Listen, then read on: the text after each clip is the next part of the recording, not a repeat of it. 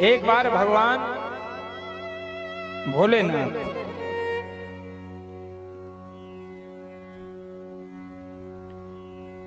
एक बार देवर्षि नारद जी महाराज कैलाश पर्वत पर पधारे। भोलेनाथ जी तो अपनी समाधि लगाई बैठे हुए, पास में ही मैया भवानी बैठी हुई। नारद जी ने जैसे ही नारद जी का आगमन हुआ, प्रणाम किया नारद जी ने।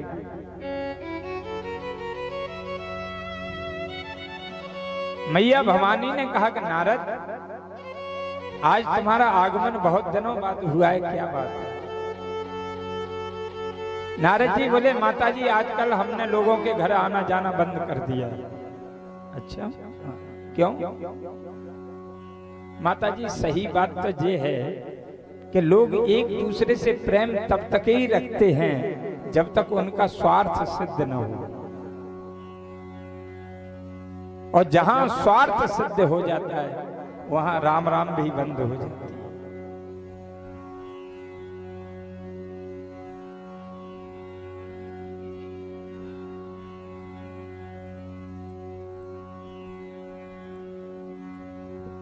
संसार के लोग ऐसे हैं माता जी, जब तक स्वार्थ सिद्ध नहीं हुआ तब तक ही राम राम चलती है, जहां स्वार्थ सिद्ध हुआ वहां राम राम भी बंद हो गया। और माता जी संसार के लोगों की बात नहीं तो सुर नर मुनि सबकी यह रीति, सुर नर मुनि सबकी यह रीति, सुर नर मुनि सबकी यह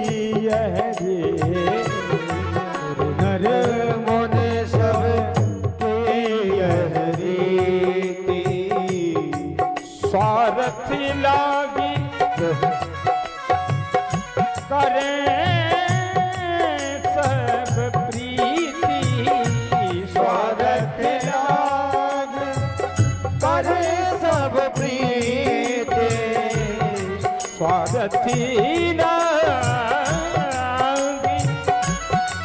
करें सब प्रीति, स्वार्थ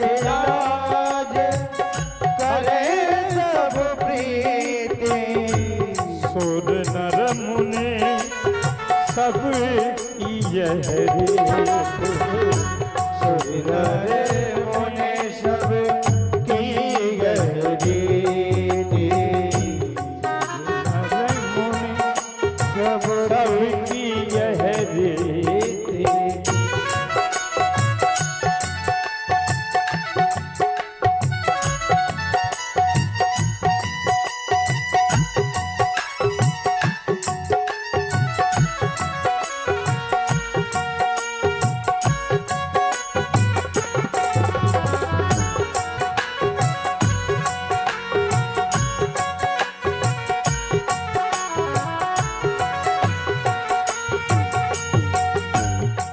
सुर नर मुनि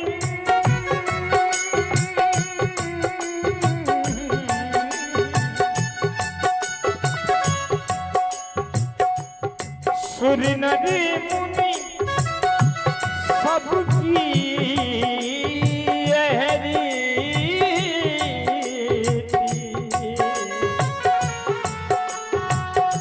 स्वार्थ लागी करें सब प्रीति, स्वार्थ लागे करें सब प्रीति, स्वार्थ लागे करें सब प्रीति।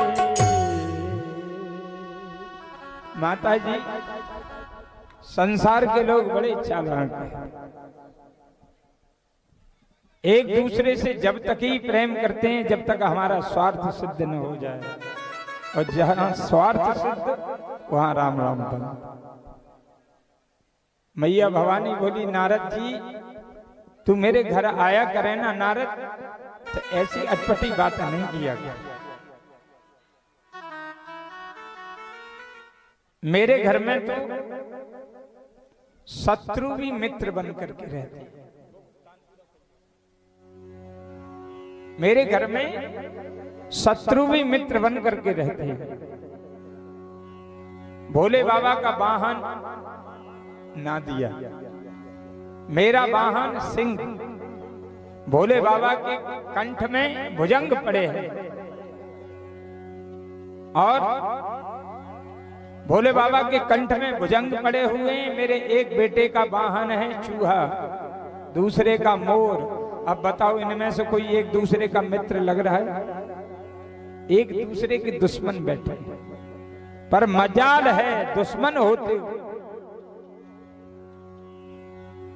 होते हुए भी मेरे घर में इतना बैरी होते हुए भी प्रेमी बने हुए, एक घाट पर खड़े होकर के पानी पीते हैं।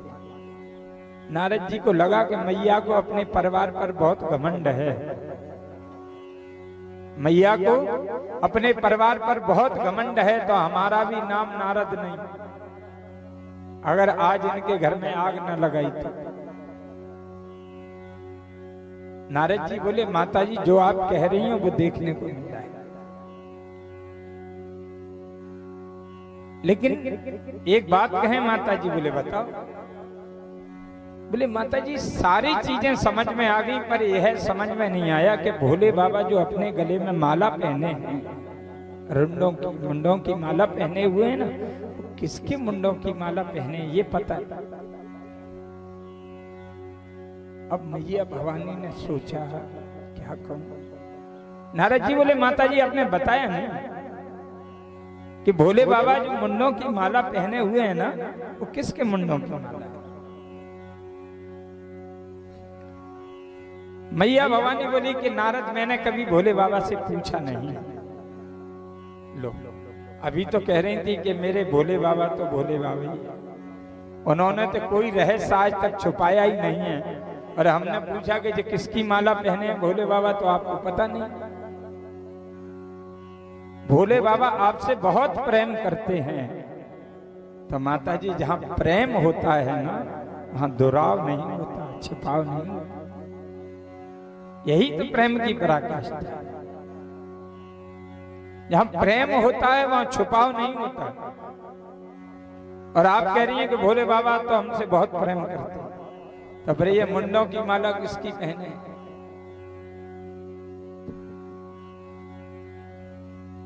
मुंडों की माला किसकी पहने? मैया भवानी बोली कि नारद मैंने पूछा ही नहीं उनसे। नारद जी बोले माता जी आपने नहीं पूछा तो भोले बाबा को तो बताना था। अब तो बार बार वही बात चले, और नारद जी ने सोचा कि अपना काम तो हो गया। नारद जी खड़े हुए, बोले माता जी राम राम, अब हम चलते हैं। आपको मालूम है अपने राम जी को श्राप लगा है, 2 घड़ी से ज्यादा टिक नहीं सकती, अब फिर कभी समय मिलेगा तब आए। इतना क्या।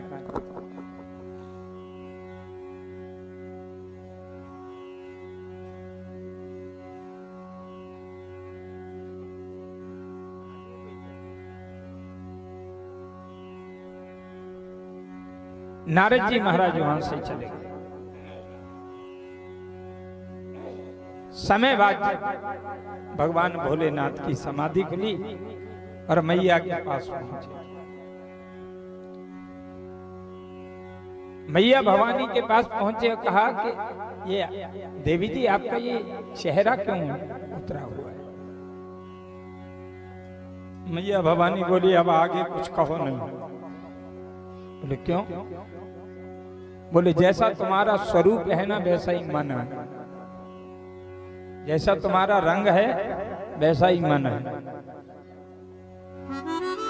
भगवान भोलेनाथ बोले तो हमने कौन सी बात छिपा ली? बोले महाराज ये बताओ आप जो मुंडों की माला पहने हुए हैं वो किसके मुंडों की? शंकर भगवान बोले बस इतनी सी बात अभी बता देती, आपने कभी पूछा ही नहीं। मैया भवानी बोली हमने भले ही नहीं पूछा महाराज, पर आपको तो बताना चाहिए। अब बताओ किसके मुंडों की माला है? भगवान शिव बोले कि देवी जी ये आपके ही मुंडों की माला है। जब जब आपका जन्म हुआ है, आपका पाणी ग्रहण भी हमारे साथ हुआ है, और जब जब आपका मरण हुआ है तो मैं आपकी प्रेम में इतना बेहले, बिछोह में इतना बेहलित हो जाता हूं कि देखो तुम्हारे प्रेम का प्रमाण पत्र अपने गले में लिए। अब बताओ तुमसे कितना प्रेम करते हैं, आपकी प्रेम का प्रमाण पत्र लिए हुए घूम रहे हैं।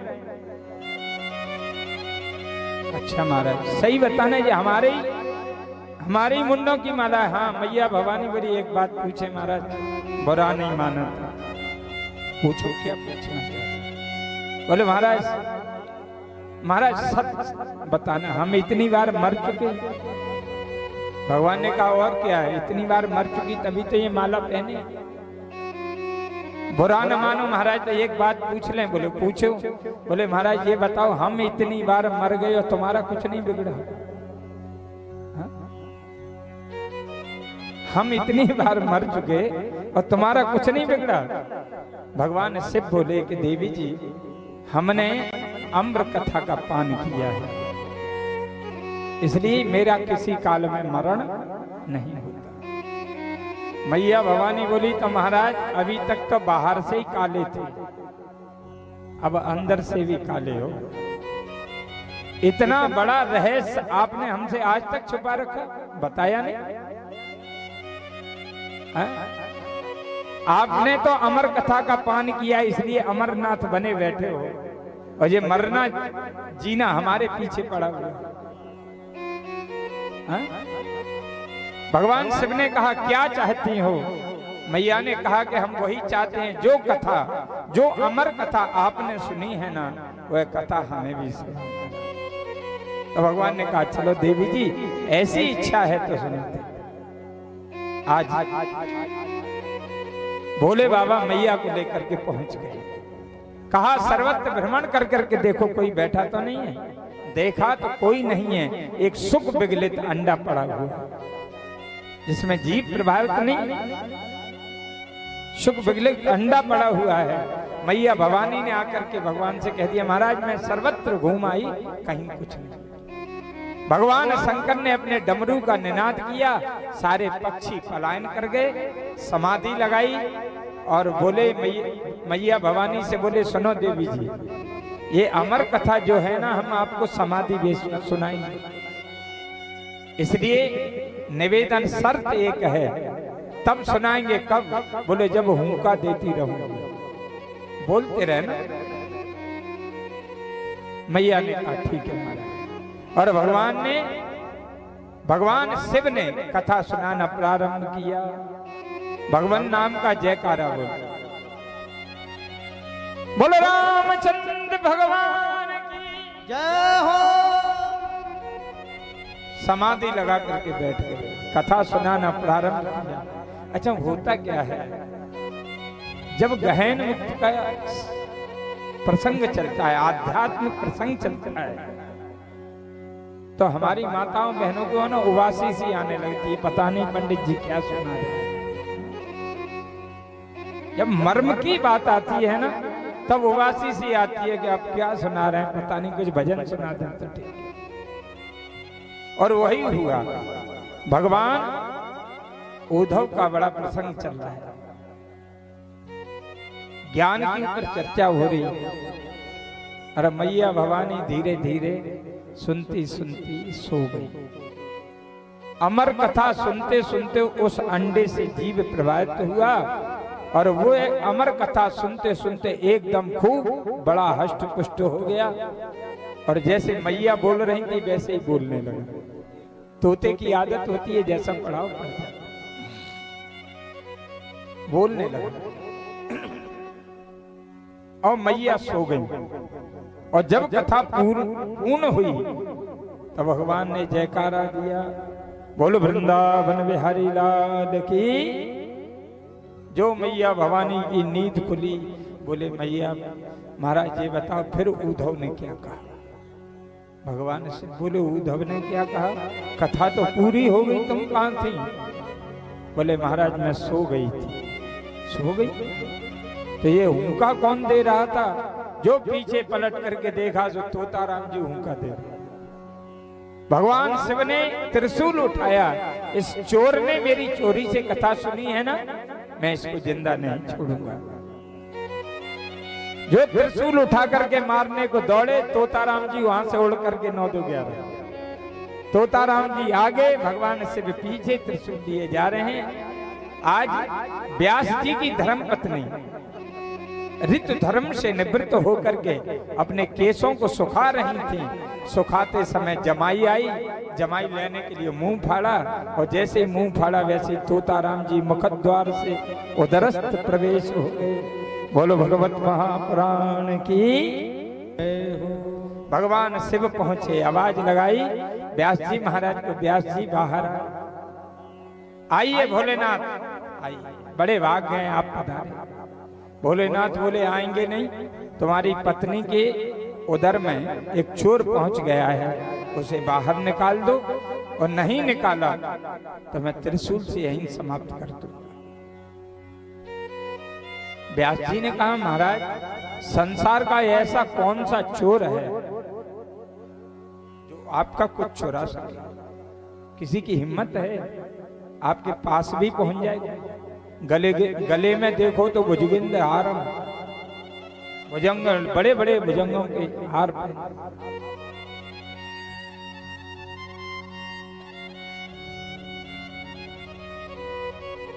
फिर आपका क्या चुरा लिया?